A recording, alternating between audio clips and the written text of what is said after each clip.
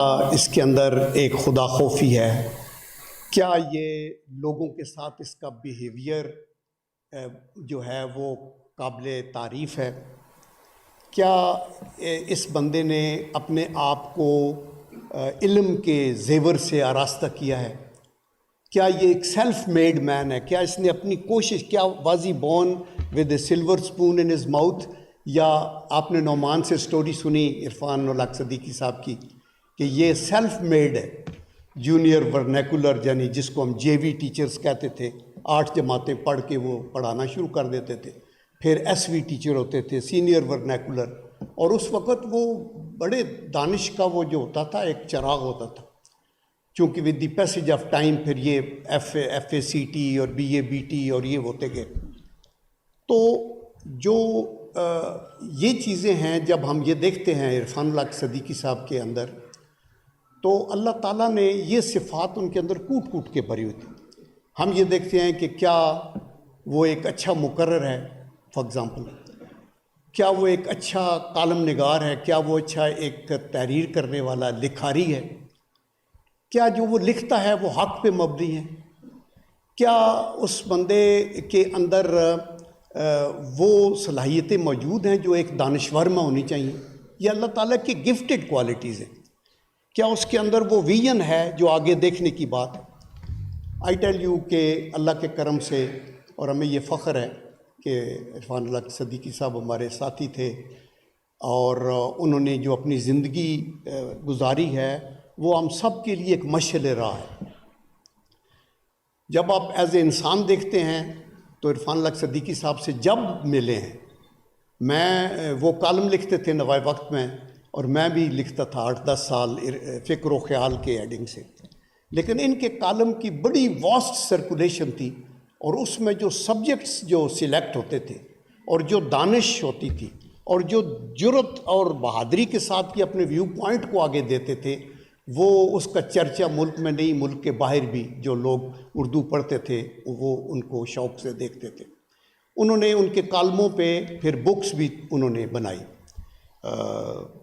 تو ایک تو یہ وہی بات کہ ایز اے، یعنی وہ مقرر اچھے تھے، لیکن اس سے بھی زیادہ اچھے قلمکار تھے، بیکاز اس کے اندر ان کی دانشوری، ان کی دیانت، ان کی گراسپ، یعنی ایشوز کے اوپر نیشنل اور انٹرنیشنل وہ ٹپکتی تھی. دیٹ از دی ریزن کہ آپ دیکھیں کہ وہ وہاں ٹیچر تھے، پھر وہ بنے press assistant president of Pakistan کے، جو رفیق تارڑ صاحب کے، پھر وہ میاں محمد نواز شریف صاحب کے ایڈوائزر کے طور کے اوپر آئے. It speaks volumes about a person کہ ان کی کتنی ڈیپتھ تھی، کہ ایک اسکول سے، ایک بچپن کی اس زندگی سے جہاں گھروں میں لکڑیاں اکٹھی کر کے ہم کرتے تھے. ہم ساروں کی بیک گراؤنڈ وہی ہے، ہم سب رورل ایریا کے لوگ ہیں، اور سب ٹاٹوں پہ پڑھ کے اور تختیاں اور سلیٹیں لکھ کے.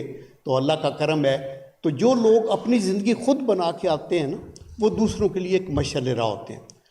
تو وہ تو ان کی لائف کا وہ آسپیکٹ تھا جو بہت ہی قابل تعریف تھا ہمارے لیے بھی اور سب کے لیے. تو میں یہ سمجھتا ہوں کہ اس کے بعد وہ سینٹ کے اندر آ گئے. ابھی سینٹ کا ہائیسٹ فورم ہے پاکستان کی پارلیمنٹ کے اندر. وہاں ان کی کنٹریبیوشن آپ دیکھیں ایز اے پارلیمانی leader, as a chairman of senate standing committee on foreign affairs. آپ یہ دیکھیں جے وی ٹیچر سے شروع ہو کے چیئرمین، اور at times he was chairing the senate sessions, جو کہ as a chairman of the senate کی جگہ کے اوپر بیٹھ کے. And that too is the second highest post in Pakistan. President کے بعد چیئرمین سینٹ کی پوسٹ آتی ہے. تو یہ اللہ تعالیٰ نے ان کو بہت عزت دی. اور وہ یہ وجہ کیا تھی؟ وجہ یہ تھی کہ as a human being, as a person, Irfan الحق صدیقی صاحب از اے گریٹ پرسن. ہم لوگ جو چھوٹی سوچ کے لوگ ہوتے ہیں نا، ہمیں عہدہ مل جائے تو ہماری آنکھیں اوپر ہو جاتی ہیں، ہم اپنی اوقات کو بھول جاتے ہیں، ہم اپنے دوستوں یاروں کا لحاظ نہیں کرتے. لیکن یہ جو عظیم لوگ، گریٹ لوگ ہیں نا، یہ اقتدار سے باہر یا اقتدار سے اندر، ان کے اندر پرسنالٹی کے اندر کوئی دوگلا پن نہیں ہوتا. یہ عجز اور انکساری سے کام لیتے ہیں، اور انہوں نے یہ اپنے طور کے اوپر بہت کچھ اس طرح کیا. جو وہ کالم لکھتے رہے اس میں ان کی جو گائیڈنس تھی وہ علامہ اقبال کے وہ شعر تھے.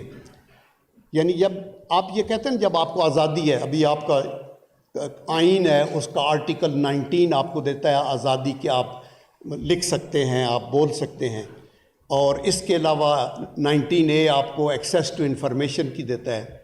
تو لکھنے بولنے کا بھی حدود و قیود ہیں.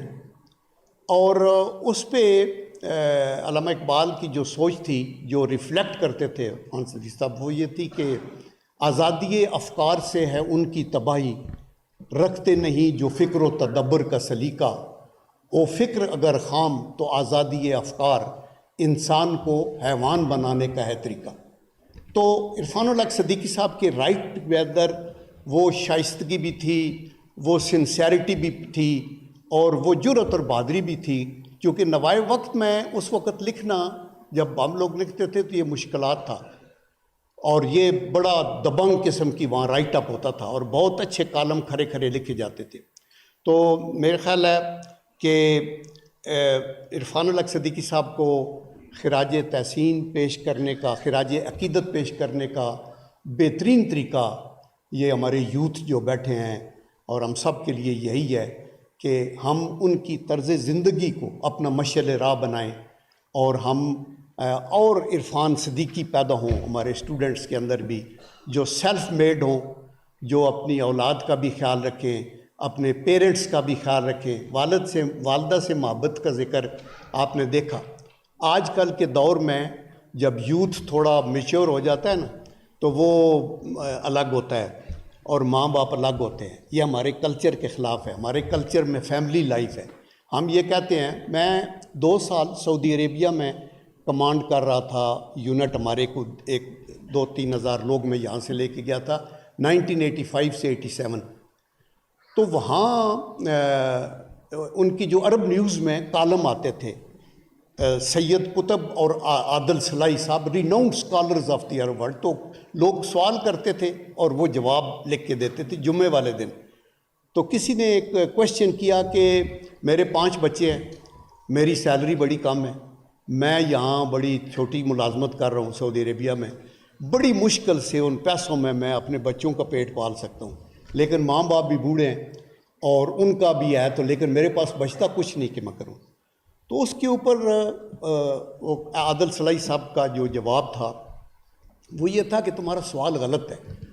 تم کویشچن یہ کرو کہ میری ملازمت ہے، میری انکم تھوڑی ہے، ماں باپ کا خیال رکھنے کے بعد بچوں کے لیے پیسے نہیں بچتے، تو اس لیے مجھے بتائیں کہ میں کیا کروں. اسلام کے اندر والدین کی یہ ہے. اور یہ عرفان صدیقی صاحب کے متعلق آپ نے سن لیا کہ اپنی والدہ کے اوپر انہوں نے غزل بھی کہی، نظم بھی کہی اور وغیرہ وغیرہ. تو میں آخر میں یہی کہنا چاہوں گا کہ ہمیں آگے دیکھنا ہے. بڑے چیلنجز ہیں پاکستان کے لیے اس وولٹائل 20ویں صدی کی ابتدا پہ. جب پہلی جنگ عظیم ہوئی تھی تو اس میں کسی کے پاس ایٹمی طاقت نہیں تھی، تو 2 کروڑ لوگ لقمہ اجل بن گئے تھے. پھر لیگ آف نیشن بن گئی کہ جی ان کانفلکٹ کو ختم کیا جائے. تو ہوا کیا کہ دوسری جنگ عظیم لگ گئی، بیکاز لیگ آف نیشن ناکام ہوئی. اس وقت صرف امریکہ کے پاس ایٹم بم تھا، امریکہ نے وہ ایٹم بم چلا دیا. ابھی یونائٹڈ نیشن ہے جس کا کوئی زور نہیں چل رہا، کانفلکٹس ہیں، لیکن اس وقت تقریباً 9 سے 11 ملکوں کے پاس ایٹم بم ہے. تو اگر 3rd ورلڈ وار آتی ہے تو وہ تباہی و بربادی کی طرف جاتی ہے. تو اس لیے جو دانشور لوگ ہیں، جو صاحب اقتدار لوگ ہیں، جو سمجھدار لوگ ہیں، جو پالیٹکس کو سمجھتے ہیں، جو ڈپلومیسی کو سمجھتے ہیں، ان کو یہ چاہیے کہ وہ اس طرح کا رویہ جیسے عرفان صدیقی صاحب کی رائٹ اپ میں ہے، ان کی سوچ میں ہے، ڈائلاگ، آپس میں مل کے چلنا، بین ریجنل بھی اور بین الاقوامی سطح کے اوپر بھی ہمیں آگے چلنا ہوگا.